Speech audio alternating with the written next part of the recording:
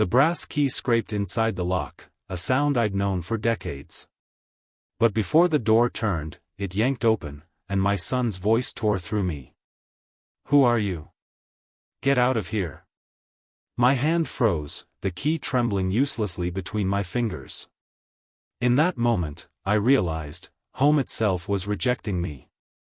Before we continue, please subscribe to the channel, and tell me in the comments, where you're watching from right now.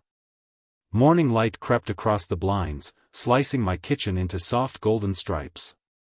The house smelled faintly of last night's coffee, bitter but comforting, and the old clock on the wall ticked like it always had, slow, deliberate, reminding me I was still alive and still here. I placed my brass key, the one I had carried since this house was built, on the counter beside my mug. It had always been a ritual. That key wasn't just metal. It was the sound of doors opening to laughter, to family, to everything I had worked for. The kettle hissed, the radio hummed softly in the background, and for a moment, life seemed untouched. I reached for the jar of sugar. My wife's old habit was to keep it hidden at the back of the cupboard, claiming too much sweetness ruined the tongue. Even after she passed, I never moved it.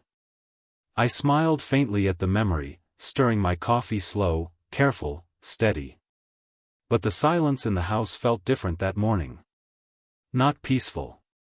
Heavy. The kind of silence that presses against your ribs, daring you to break it.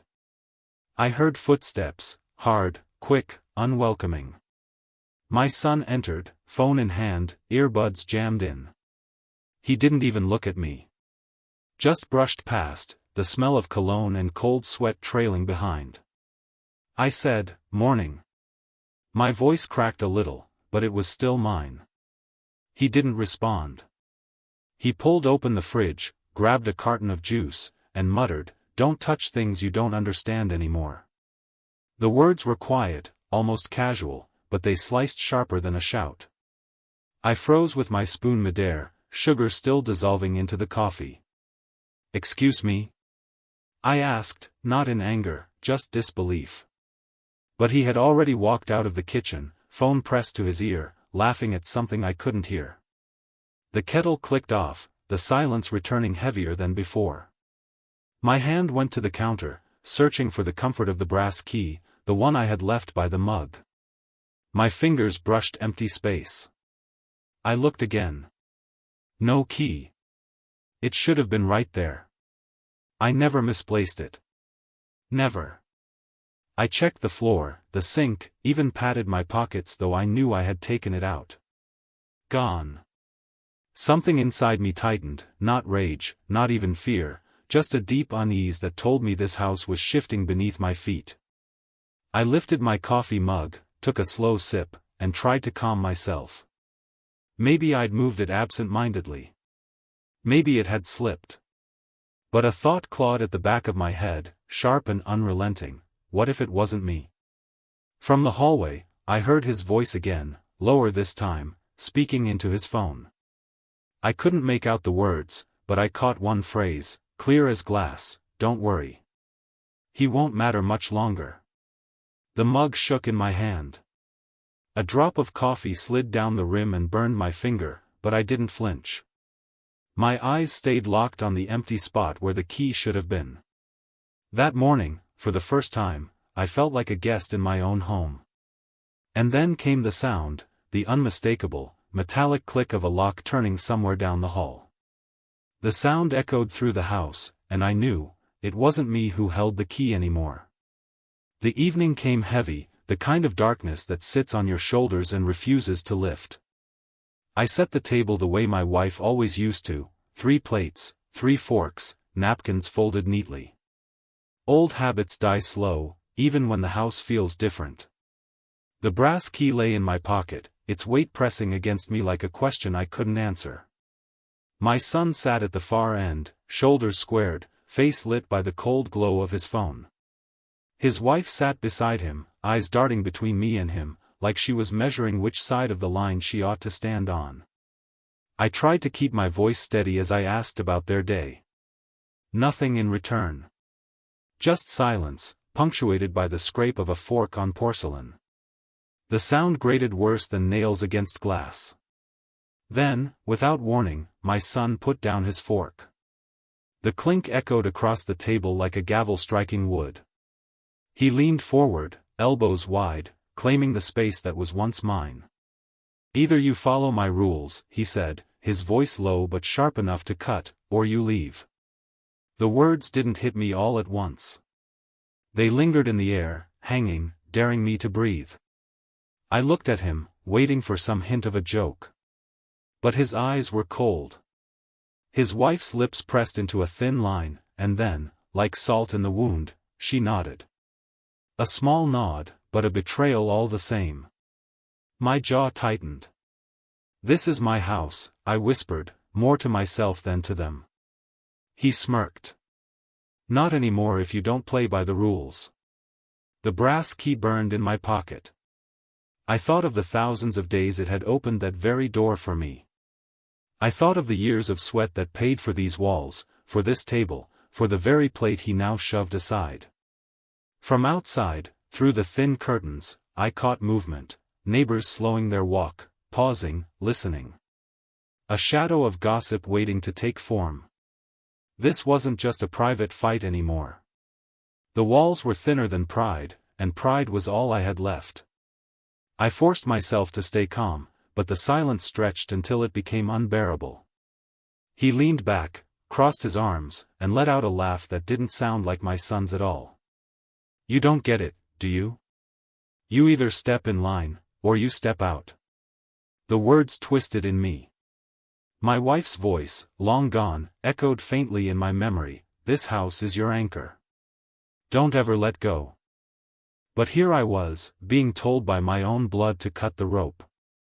My hand drifted to my pocket, fingers brushing the key, clutching it like a lifeline. I wanted to slam it on the table, to remind them what it meant. But something stopped me. The way he stared at me, like he already knew, like he was daring me to. And then, as if to crown the humiliation, he reached into his pocket and pulled out a spare key of his own. He twirled it between his fingers with a grin that dripped mockery. "See, Dad? We don't really need yours anymore." My chest tightened, but I kept my mouth shut. Sometimes silence is louder than rage. Through the thin walls, I heard whispers outside, neighbors pausing longer now. Words like argument and trouble floated in the night air.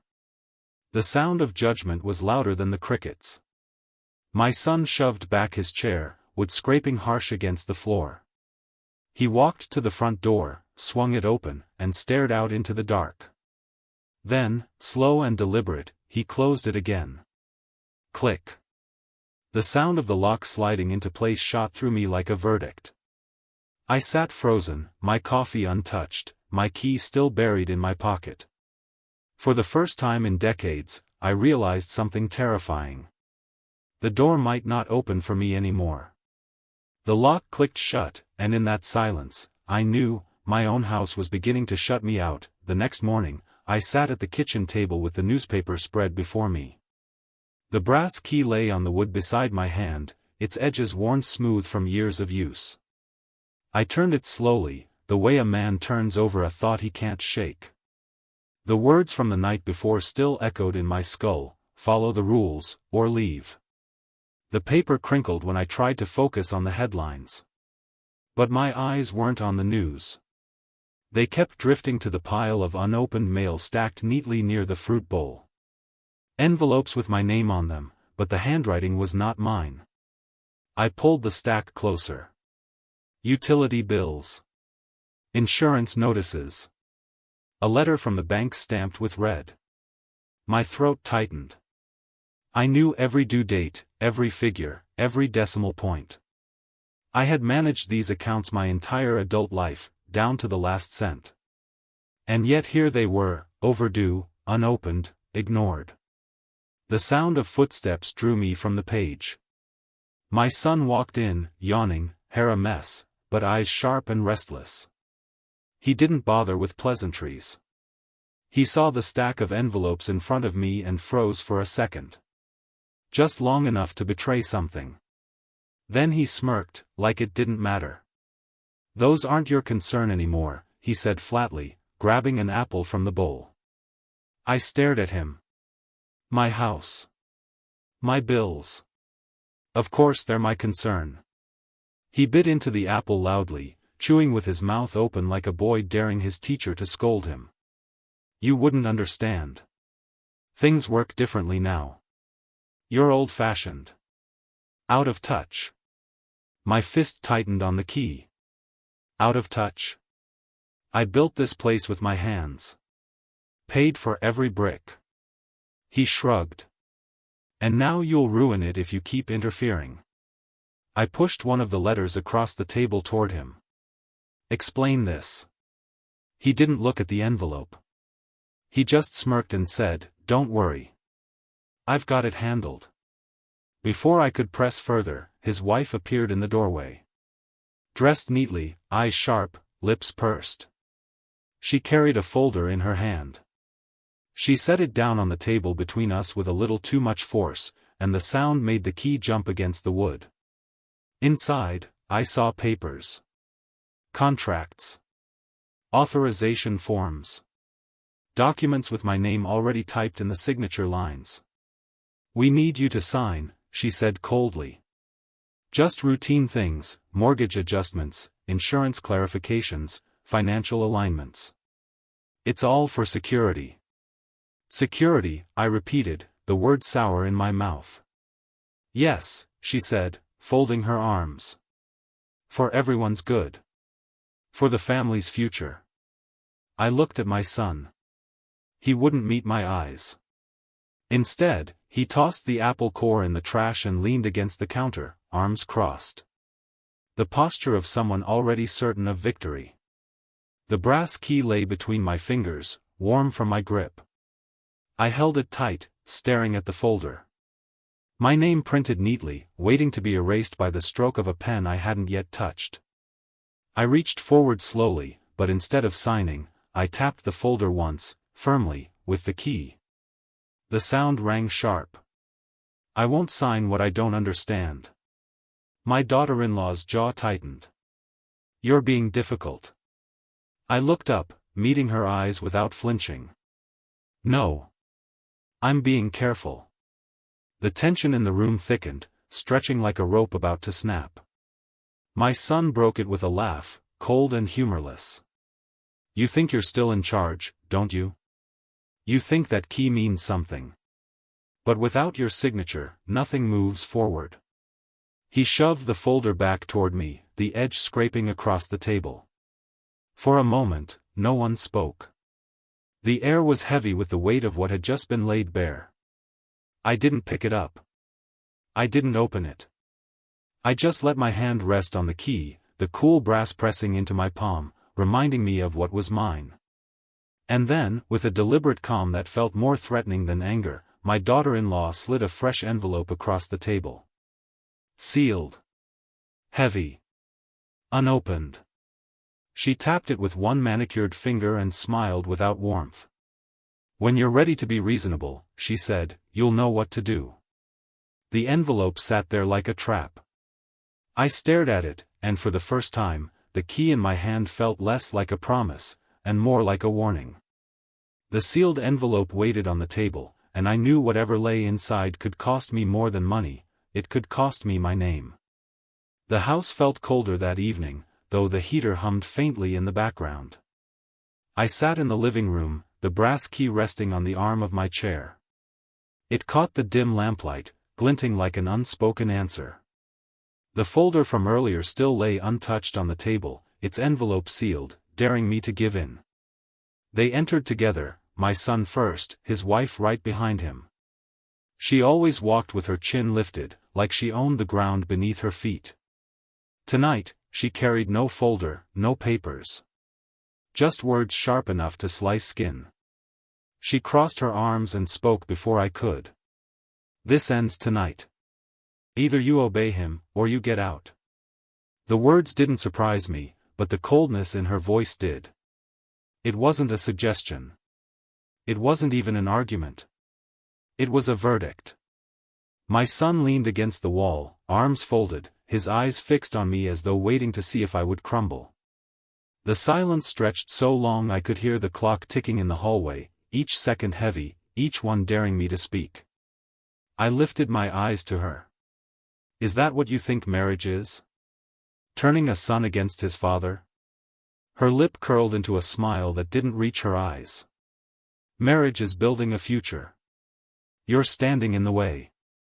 My jaw tightened. I turned to my son. And you? He didn't blink. She's right. Either you adapt, or you leave. The key pressed into my palm, sharp at the edge, grounding me in the storm.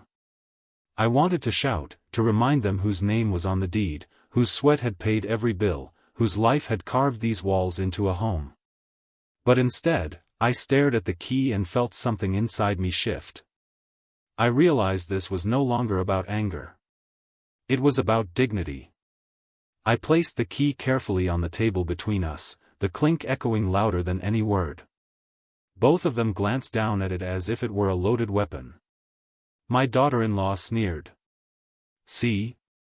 Even he knows it's over. But she misunderstood. They both did.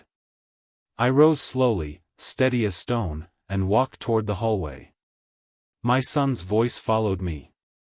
Where are you going? I didn't answer. My steps carried me to my bedroom, where the old suitcase sat in the closet, dust on its handle. I pulled it free, the zipper loud, metallic, final. Each shirt folded, each pair of socks packed was not a surrender, it was a declaration. From the doorway, I heard my son's laughter, mocking. Running away already? Thought you'd fight harder than that. I zipped the suitcase shut, the sound cutting his laughter short. I turned, met his eyes, and let silence speak for me. Sometimes silence is the sharpest blade. The house seemed to tremble under the weight of what I was doing. Every photo on the wall, every chair, every corner whispered my wife's memory. She had built this place with me, piece by piece. And yet now, I was walking away, not from her, but from the lies that had taken root where love once lived. I lifted the suitcase handle and stepped back into the living room. Their smirks froze when they saw my face, calm, unshaken, unreadable. You think this means you win? My son snapped. I set the suitcase upright and placed my hand on it. My voice was low, steady. No. It means I don't play by your rules anymore. The key still glimmered on the table between us, untouched. My son reached for it, but I moved past him before his fingers touched metal. They thought they had cornered me. They thought they had forced me into submission. But in truth, I had made a choice they couldn't predict. They believed I would cling, argue, beg to stay. Instead, I left them with their silence, and a house that no longer felt like home. They thought I would bend. Instead, I smiled, and reached for my suitcase.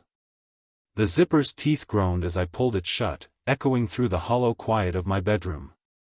The suitcase sat like an uninvited guest at my feet, square, heavy, final. I placed my late wife's photograph inside, slid my medication into the side pocket, and on top of it all, I laid the brass key. For a moment, I just looked at it resting there, its dull shine catching the lamplight. That key had been my weapon, my proof, my anchor. Now it looked more like a relic. The hallway creaked under the weight of my suitcase wheels.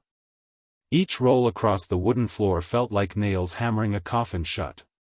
From the living room, I heard low whispers, my son and his wife.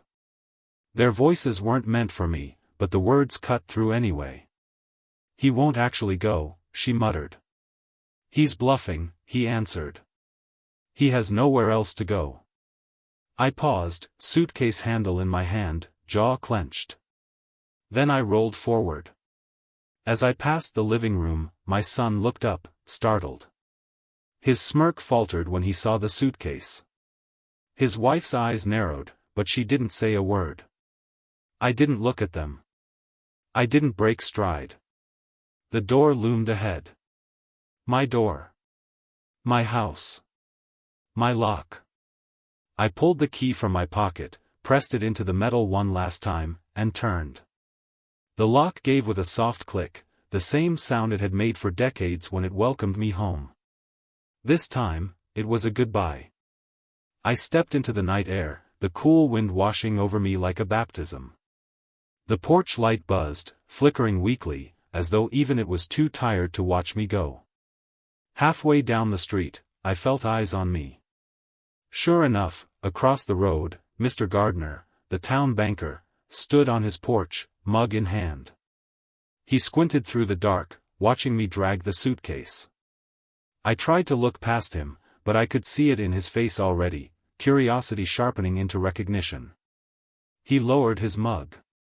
"Evening, William," he called softly.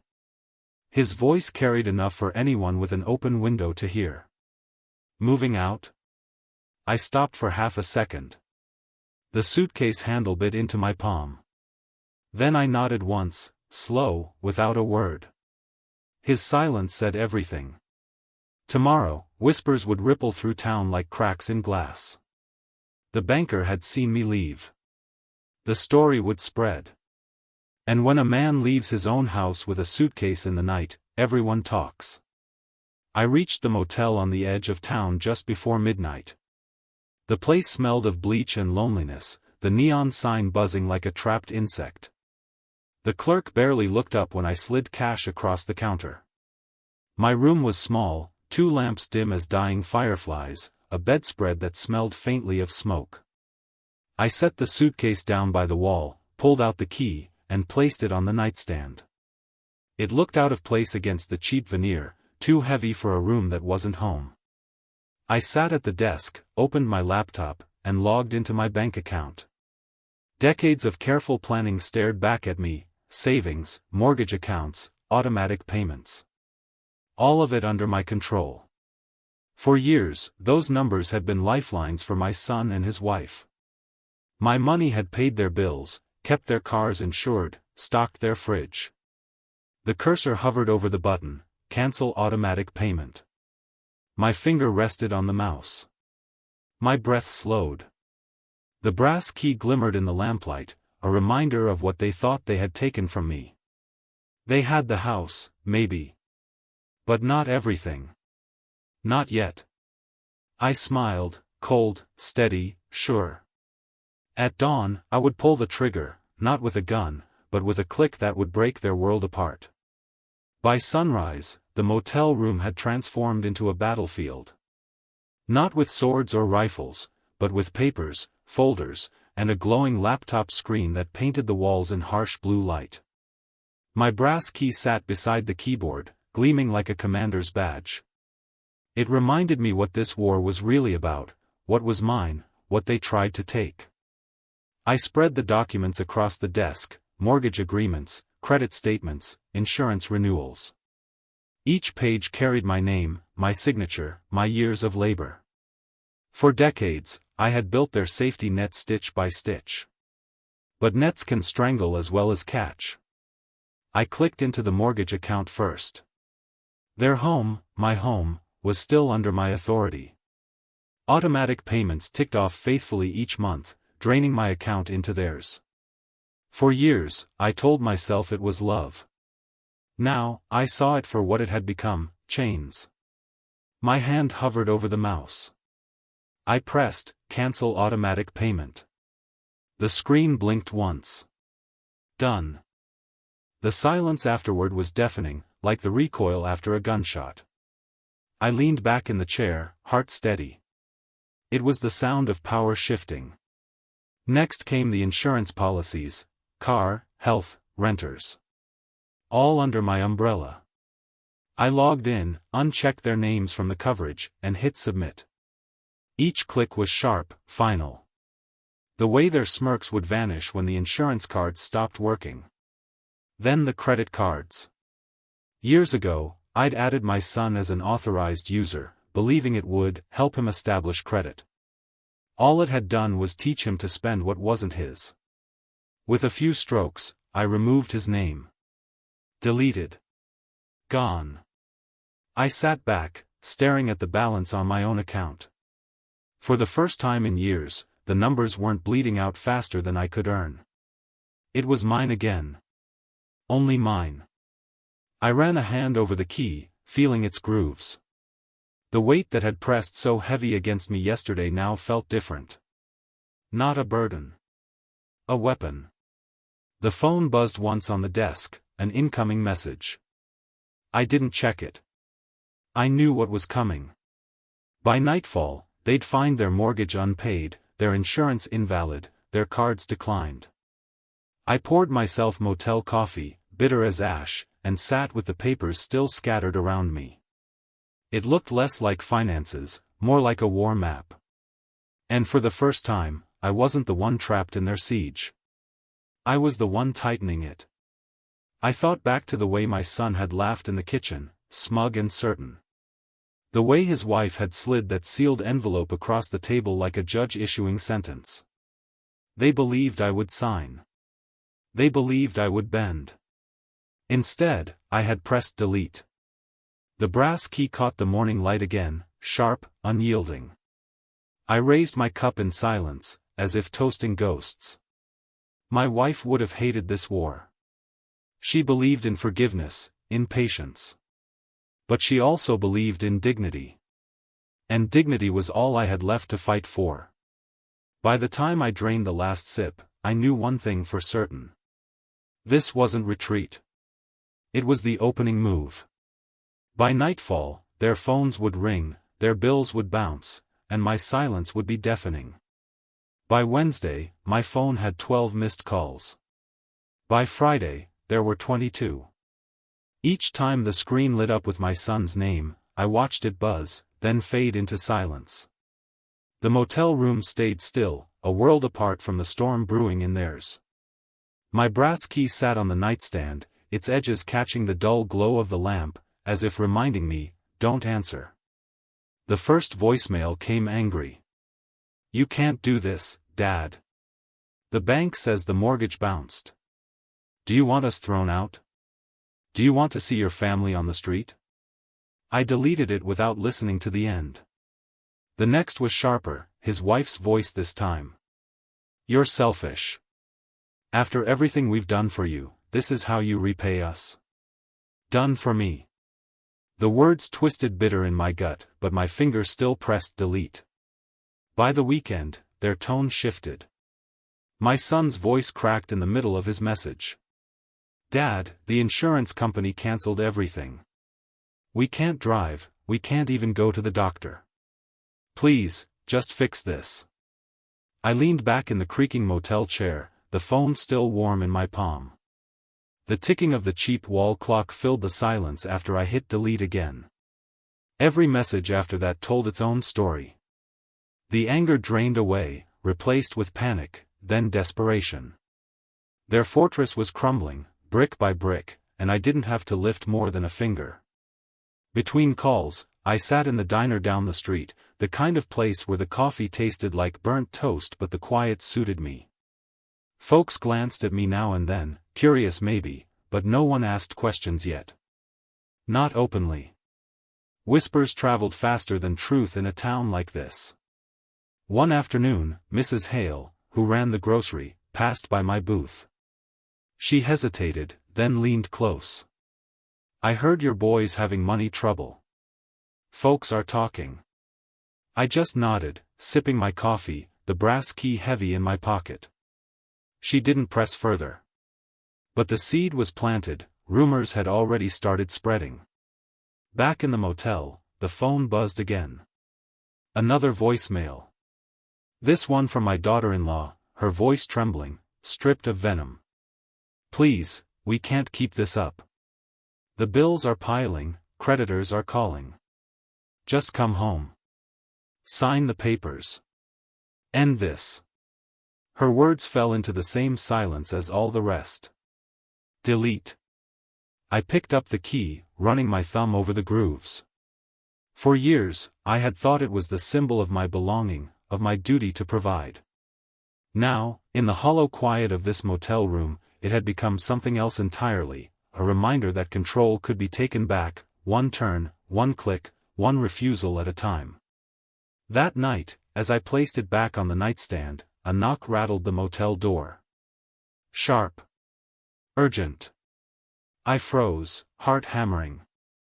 Slowly, I rose, careful not to make the floorboards creak. I glanced through the peephole.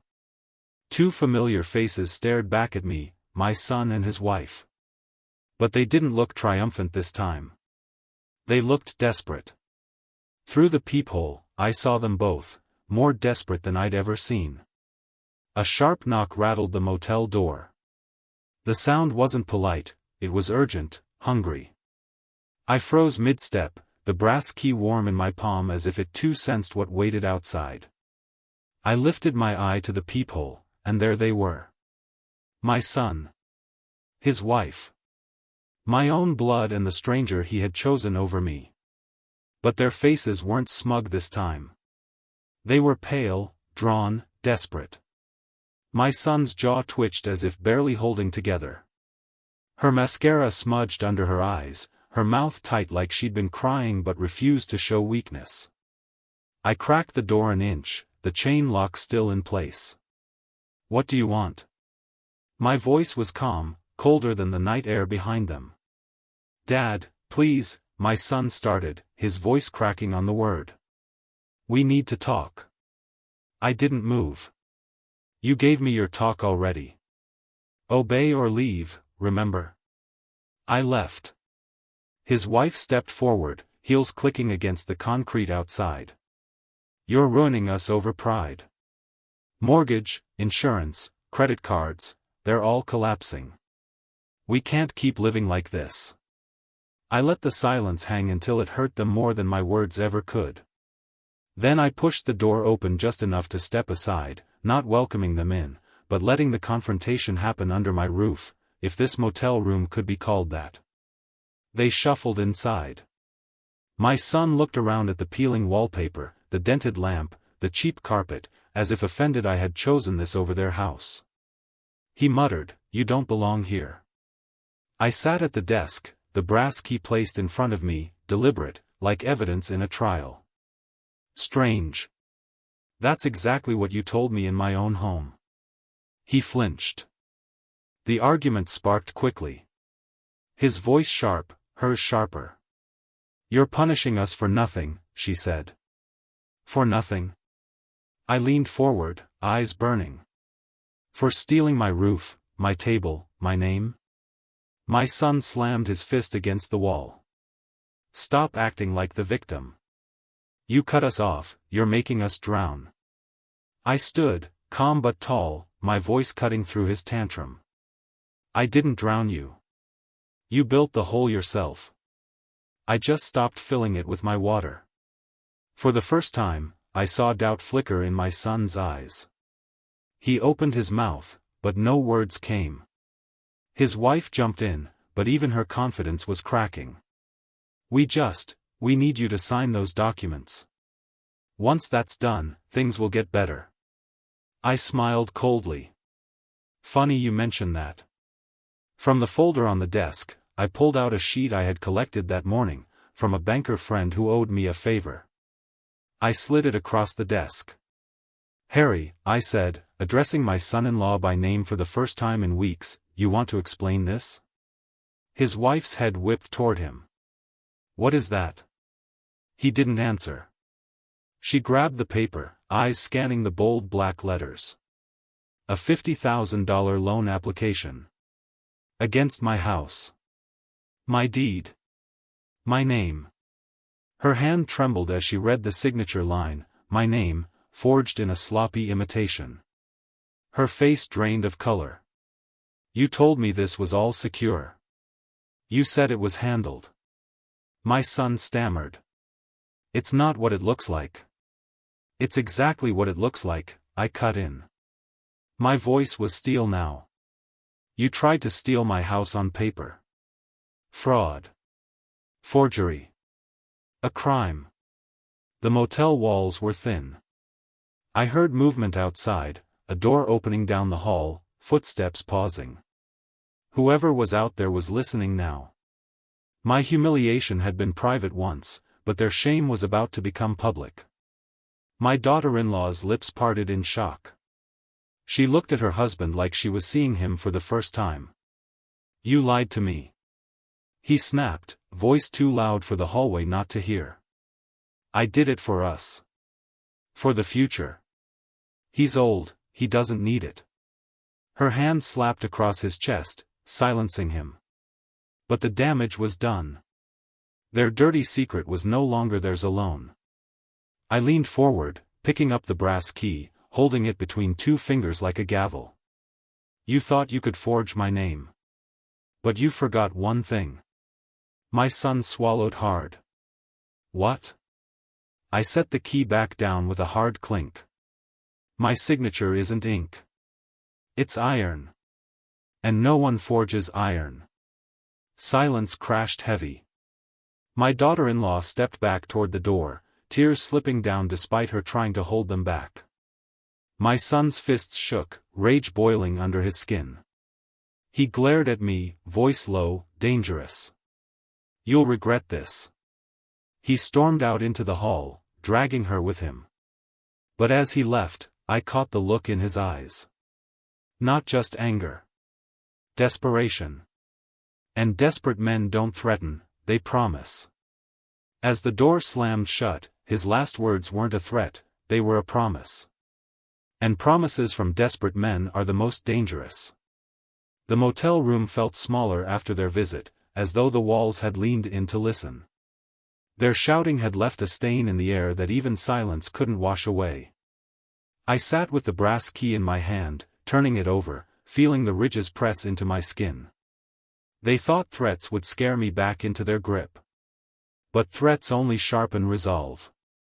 The next morning, I walked into the office of Martin Lewis, a lawyer I'd known for years. He wasn't flashy, just a quiet man with a sharp mind and a reputation for precision. His office smelled of old books and polished wood, the kind of place where truth had weight. I set the forged loan document on his desk.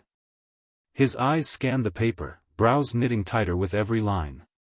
This, he said finally, tapping the page with a pen, is a crime. Clear forgery. If you want, we can take it straight to the DA. I leaned back in the chair. Not yet. I want leverage, not a headline. He nodded slowly. Then we move with eviction first. You still own the house outright. That key in your pocket isn't symbolic, it's legal. I pulled it out, setting the brass key down next to the deed he slid across the desk. For a moment, they looked like pieces of the same puzzle, the physical proof and the written law. Martin continued, we'll draft the eviction notice today. Sheriff will serve it within the week. Once it's official, they won't just be living there illegally, they'll be trespassing. The words carried weight. Heavy. Final. For months, maybe years, they had spoken to me as if I were the intruder. Who are you? Get out of here. Their words replayed in my skull. But now, the law itself would echo back, this is his house. Get out. I signed the necessary forms with a steady hand. No hesitation, no tremor. Each stroke of the pen felt like reclaiming ground that had been stolen. When I finished, Martin slid the folder shut and leaned forward. You know this won't end quietly. They'll fight. They'll twist the story.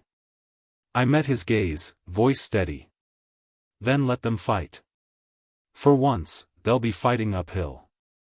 That evening, I walked back through town. Whispers already circled like crows above roadkill. Mrs. Hale from the grocery gave me a knowing nod. A pair of men at the diner table paused their conversation when I passed. The rumors were spreading. My absence hadn't been silence, it had been fuel.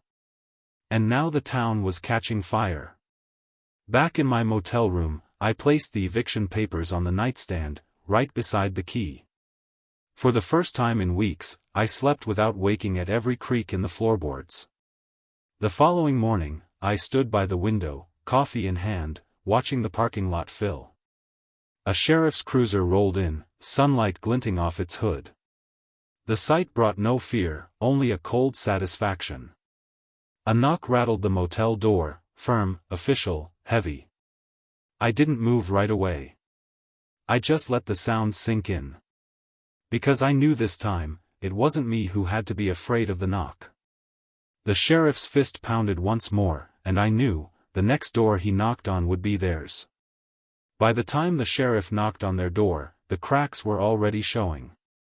Word traveled fast in a town this size. You couldn't sneeze without someone at the diner discussing whether it was allergies or the flu. So when the sheriff's cruiser pulled up to my house, their house, the neighborhood saw everything. Mr. Gardner, the banker, told me later how it happened. How my son had opened the door, shoulders squared like he still ruled the place. How the sheriff had handed him the notice without a word, the papers heavy as a verdict. How the neighbors, peeking through curtains and over fences, whispered, "Did you hear? He's being evicted, from his father's house." That same day, creditors started circling like vultures. Collection calls rattled their phones from dawn till dusk. The gambling debts my son thought he could hide began surfacing. His boss at the auto shop heard about it, said he couldn't trust a man with money, let alone customers' cars. By evening, my son was jobless, his pride bleeding in front of the very community he had tried to impress. I didn't have to imagine it. I could see it. I sat in the corner booth at the diner, sipping coffee, the brass key heavy in my pocket, while whispers around me carried his downfall like wildfire. "He lost the job," one man muttered. "Creditors after him now," another added. "He forged his own father's name," a woman whispered, as if the sin itself could burn her lips. Every word was a brick collapsing from the facade they had built. That night, I returned to the motel room, ready for silence. Instead, I found my daughter waiting outside my door. She stood there in the dim hallway light, arms wrapped around herself, face pale, eyes red. For the first time in weeks, she looked less like an accomplice, and more like my daughter again. "Dad," she whispered, voice breaking. I let the door swing open but didn't invite her in. She stepped inside anyway, her hands trembling as she clutched the strap of her purse. "They came today," she said. "The sheriff, the neighbors, the bank called again. It's all falling apart." I set the key down on the table, deliberate, its metallic clink filling the silence. Her eyes went to it instantly. She reached forward, almost instinctively, as if touching it might anchor her to something solid. But before her fingers could brush the brass, I pulled it back into my palm. Her shoulders collapsed. "I didn't know about the loan," she said, tears streaming now. "I swear, I didn't know he forged your name.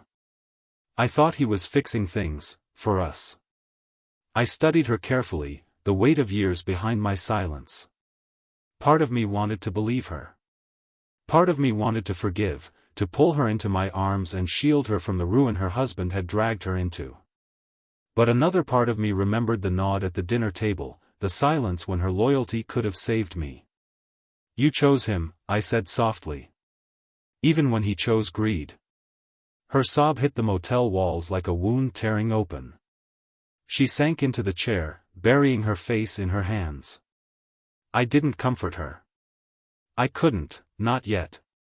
The key dug into my palm, sharp edges cutting faintly against my skin.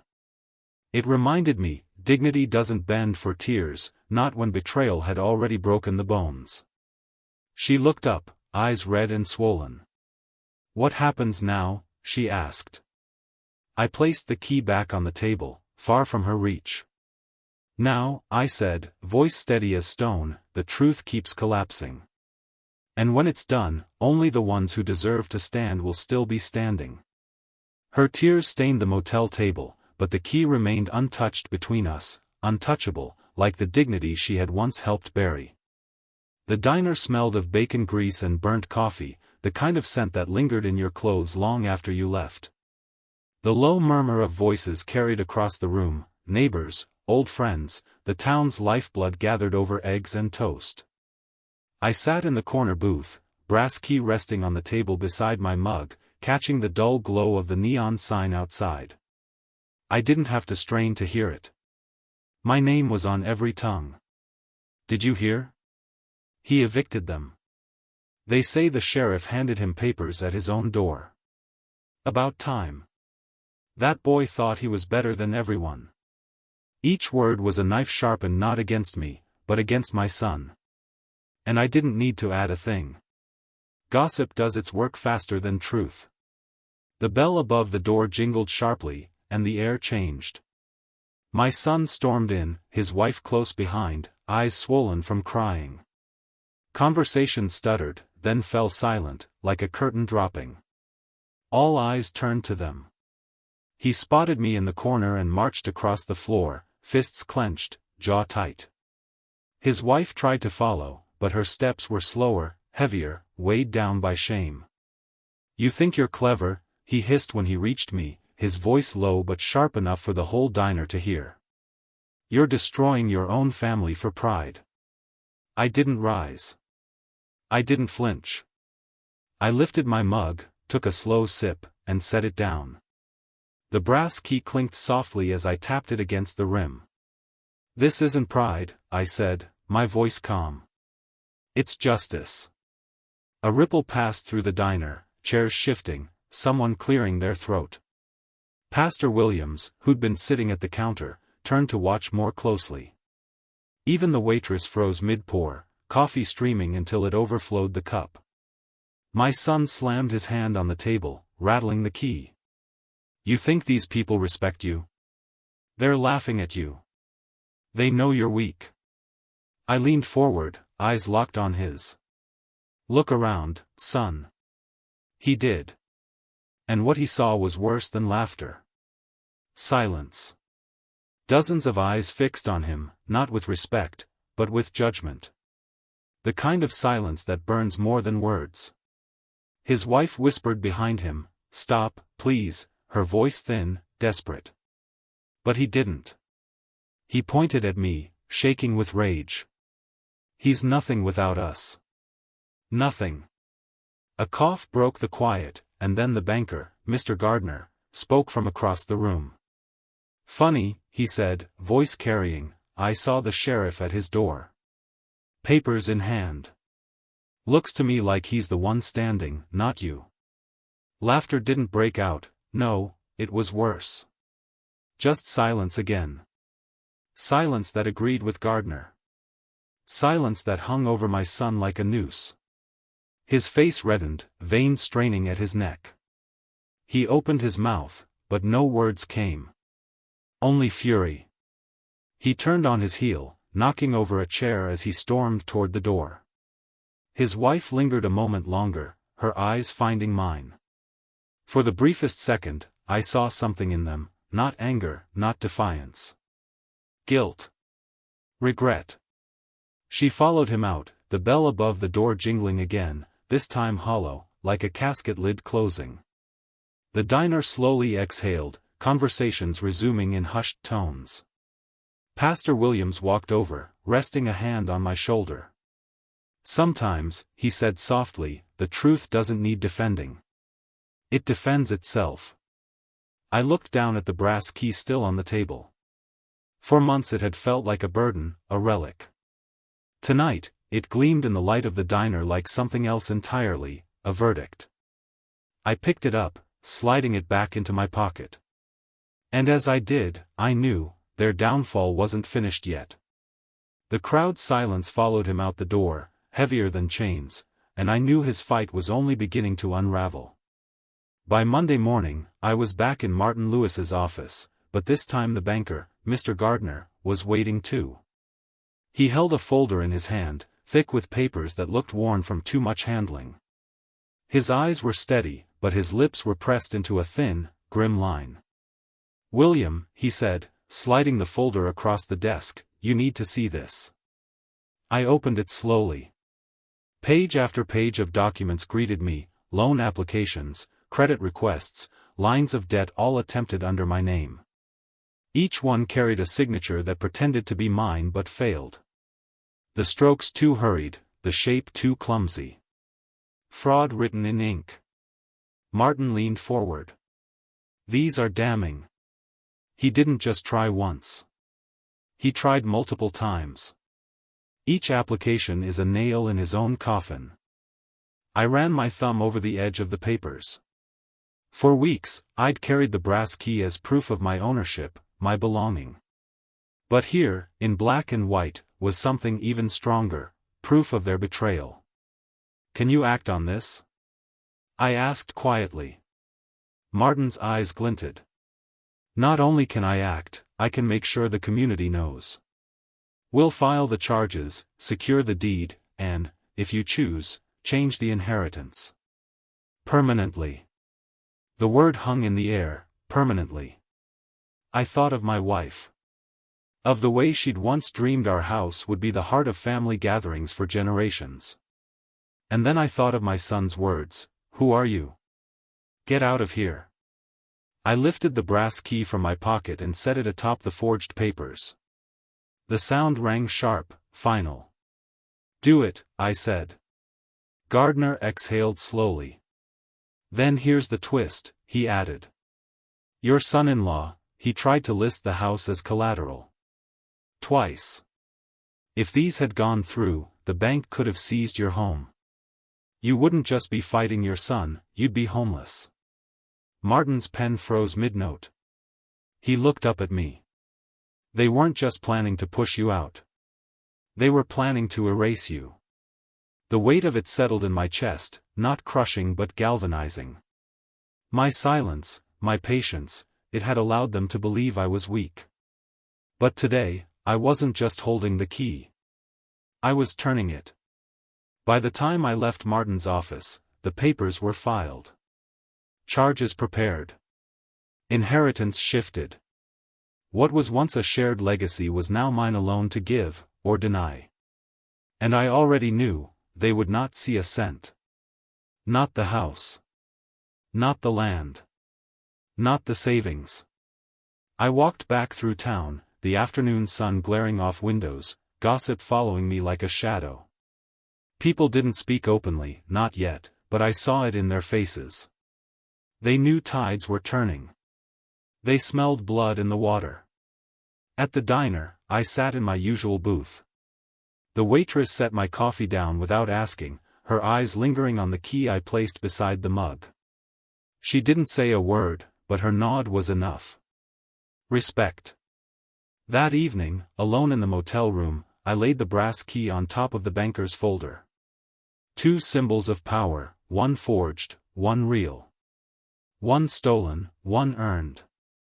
I thought of my son's desperate glare, his wife's tears, the way the community had fallen silent in judgment. And I smiled, not with cruelty, but with clarity. They had tried to lock me out. Instead, I had locked them out of everything. Tomorrow, the sheriff would see the new filings first. By nightfall, my son and his wife wouldn't just be unwelcome in my house, they'd be unrecognizable to the law, stripped of any claim they once boasted. The brass key glinted under the motel lamp, not as a relic, not as a burden. As a weapon. Tomorrow, the sheriff would carry proof in his hands, and this time, no door in that house would open for them again. The courthouse smelled of varnish and dust, its walls lined with portraits of judges long dead. The air buzzed with murmurs, neighbors and townsfolk pressed into benches to witness the spectacle. It wasn't just a legal hearing anymore. It was theater, and the whole community had bought tickets. I sat at the front, brass key resting in my pocket, its weight grounding me like an anchor in rough seas. Across the aisle, my son and his wife looked smaller than I'd ever seen them. Not physically, but stripped. No arrogance left to wear. No shield of community respect to hide behind. The judge's gavel cracked once, and the room hushed. "The matter of property ownership is clear," he declared, tapping the eviction order with the back of his pen. "The deed belongs solely to Mr. William Turner. Any further attempts at forgery or fraud will be prosecuted to the fullest extent." A collective murmur swept through the room. My son flinched as though the words had been a slap. His wife turned pale, gripping his arm like she might drown if she let go. Then came the moment I knew would arrive. My daughter, My child, the one who had stood by his side until the ground collapsed beneath them, rose slowly from the bench. Her voice trembled as she addressed the court. "Your Honor." "Dad," she faltered, her eyes glistening, her lip quivering. "Please. We made mistakes, terrible mistakes. But don't take everything away. Don't erase us from the house, from the family. Please, don't shut us out forever." Her words weren't for the judge. They were for me. I met her gaze, my chest tight. For a moment, I saw her as she had been years ago, pigtailed, clinging to my leg, calling me her hero. But the image dissolved, replaced by the woman who had nodded in silence when her husband told me to leave. The woman who had stood aside while betrayal grew roots in my home. She stepped closer, trembling hands reaching across the aisle. "Let us back in," she whispered. The courtroom leaned forward. Even the judge paused, his pen hovering, waiting for my answer. Slowly, deliberately, I pulled the brass key from my pocket. The light caught its worn edges, gleaming in the silence. Gasps rippled through the crowd as I held it out, not toward her, but in front of me, as if weighing it one last time. Her eyes locked on it, desperate, pleading. She reached forward, hand trembling, fingers just inches away. And then, firm, final, I pulled the key back into my palm. The sound of my voice carried sharper than the gavel. "This key isn't yours to take. Not anymore." Her shoulders shook as the sob broke free. She collapsed back onto the bench, covering her face with her hands. My son, rage twisting his features, shot to his feet. "You're heartless. He's not a father, he's a tyrant." His voice cracked, echoing off the high walls. But his words found no purchase. Not in the judge, not in the crowd, not even in his own wife, who shrank away from his fury. The gavel slammed once more. "Enough. The matter is closed. This house belongs to Mr. Turner, and Mr. Turner alone." I stood, sliding the key back into my pocket. The wood of the benches creaked as people rose too, not to leave, but to watch. Their silence wasn't empty, it was heavy, a verdict louder than any sentence. I walked past my daughter, her sobs muffled in her hands. Past my son, whose glare burned like a dying fire, fierce but fading. Past his wife, who could no longer meet my eyes. At the doorway, I paused just long enough to let the silence sharpen. Then I stepped into the light outside, the brass key heavy, unyielding, mine. They had begged, but the key stayed in my hand, and dignity never changes owners. The courthouse doors swung shut behind me, the wood groaning like an old tree bending under weight. Outside, sunlight spilled across the steps, blinding for a moment, warming the chill that had clung to my bones for weeks. The brass key sat in my palm as I descended, its weight no longer heavy. It felt lighter now, not because it had changed, but because I had. People gathered along the sidewalk, murmurs passing from one to the next. Some nodded quietly as I passed, others lifted their chins in respect. No one looked at me with pity anymore. The story had traveled faster than wildfire. By now, everyone knew whose house it was, whose name had been forged, whose dignity had been tested and reclaimed. Pastor William stepped forward, clasping my shoulder firmly. "You carried yourself with truth, William," he said. "And truth stands taller than pride." I nodded once, unable to speak. Words would have cheapened it. Behind me, the courthouse doors creaked again. My son stumbled out first, his wife dragging a few paces behind. Their heads were down, faces pale, eyes darting away from the crowd that had once admired them. The whispers shifted direction, no longer circling me, but crushing them. "There he is, the forger. Lost his job, lost his house. Imagine turning on your own father like that." Each whisper struck harder than a stone. My son stiffened, fists clenched, but he didn't fight. Not against them. Not anymore. My daughter lingered at the top step, tears streaking her face. She looked at me with eyes full of regret, lips parting as if to speak, but no sound came. I held her gaze, steady but firm. Forgiveness might come one day, but not yet. Not with wounds still bleeding. I walked on, leaving them behind in the shade of their ruin. By evening, I sat on the porch of my house again. The wood creaked under me, familiar, almost welcoming.